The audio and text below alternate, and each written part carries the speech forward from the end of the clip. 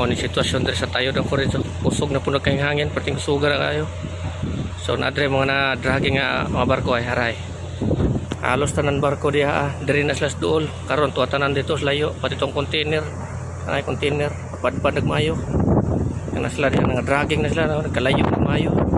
Diri unta na sila sa duol-duol ra nahawa na gud sa mga duol. Tuwa napalayo na tanan. Tungod sa kusog na hangin. Ikan ginang buntak. Diri sa do nangawala mga barko diha. No, so lain naging panahon karon.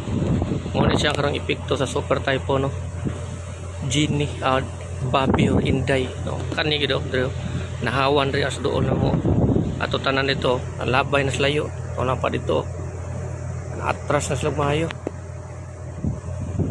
tingkusugan na dagko na mayong balod mas tingkusog pa ni siya kaysa gahapon no grabe karon ano resulta dre so safety lang yun no o dre sa tayod ang kurid sa Cebu ang ubanan ni dario sulit kani lugan ako naglima ka ang class una makasyakol lima kasyakol no so dito padpad nahawan ri hawan ri to tanan dito nalabay nangatras na ganina diri sa do nahawan no nahawan ri dapita ang uban na to dito para ito layo na siya gayo right nagbrada na ganina naputi-puti ng dagat kung diri kusog kaya sa lipod sa lapu-lapu sa paka dito sa kuan ron Talisay no oh so lagyo na kayo may kuan rin dragging naman uban kani na dragging ganyan niyo kaduol ron tamihan na nagbinat karon medyo nilayo na sila so padragging igani itong kusog kayo